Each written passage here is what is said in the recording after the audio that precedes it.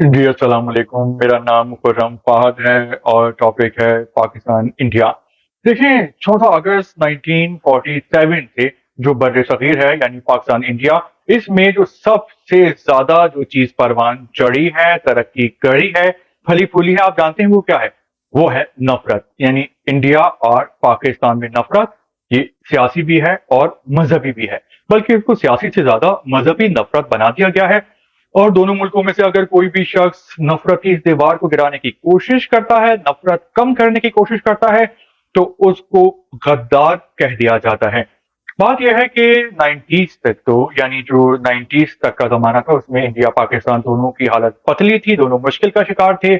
لیکن پھر یہاں سے انڈیا نے گیئر چینج کیا، قسمت کی دیوی انڈیا پہ مہربان ہوئی، اور منموہن سنگھ جو ہے نائنٹیز میں یعنی 91 92 میں انڈیا کے وزیر خزانہ بنا دیے گئے۔ وہ بہت ہی محب وطن تھے انڈیا کے حوالے سے۔ انہوں نے کی پلاننگ اور انہوں نے کی معاشی ریفارمز، معیشت کی پلاننگ کی، کمانے کے طریقے ڈھونڈے، پلاننگ کی، اور پھر بعد میں آنے والی حکومت نے یہ سلسلہ یعنی تسلسل کو آگے بڑھایا۔ اب جو یہ ہے انڈیا پاکستان میں بہت زیادہ فرق آ گیا ہے۔ جو انڈیا کی جو سالانہ ایکسپورٹس ہیں وہ ہیں $600 بلین، اور ان 600 میں سے $320 بلین ہیں صرف آئی ٹی کی ایکسپورٹ۔ یعنی انڈیا آئی ٹی میں اتنا آگے نکل گیا ہے، اور پاکستان کی جو ایکسپورٹس ہیں وہ $25 بلین پہ آ گئی ہیں۔ 2-3 سال پہلے تک $30 بلین تھی، اب $25 بلین پہ آ گئی ہے۔ یعنی آبادی میں اضافہ ہو رہا ہے اور ترقی میں کمی ہو رہی ہے۔ اسی طرح جو انڈیا کے جو فارن ریزروز ہیں ڈالرز میں، تو وہ ہو گئے ہیں $600 بلین سے بھی زیادہ، اور پاکستان کے پاس صرف $9 بلین ہیں، وہ بھی اگر آئی ایم ایف کے $3 بلین جو ہیں ایڈ کرنے کے بعد۔ تو ڈفرینس کیا ہے انڈیا پاکستان دونوں میں؟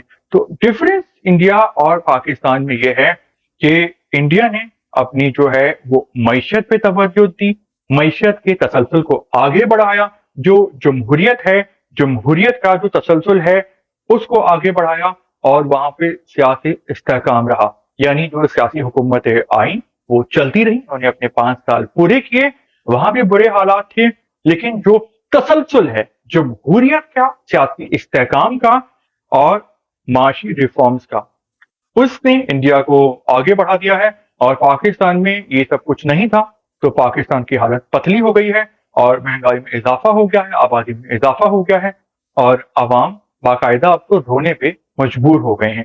تو اگر پاکستان کے حالات بدلنے ہیں تو امن و امان کے ساتھ جو ہے وہ سیاسی استحکام لانا ہوگا، جمہوری تسلسل لانا ہوگا، اور معاشی ریفارمز کرنی ہوگی، اور آنے والی ہر حکومت کو اس سلسلے کو آگے بڑھانا ہوگا، آبادی کو کم کرنا ہوگا۔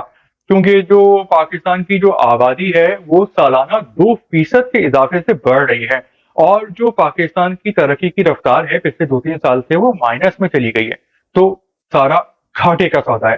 پھر جو آبادی بڑھ رہی ہے، نہ وہ غربت ہے، ایون ان کی ماں کے پیٹ میں جو ہے وہ غذائیت جو ہے وہ پوری نہیں ہوتی۔ دنیا میں آ جاتے ہیں تو نہ تعلیم ملتی ہے، نہ تربیت، نہ ہنر، تو یہ لوگ بوجھ بن رہے ہیں پاکستان پہ، اپنے والدین پہ، اس معاشرے پہ۔ تو اس سب کو ٹھیک کرنے کی ضرورت ہے۔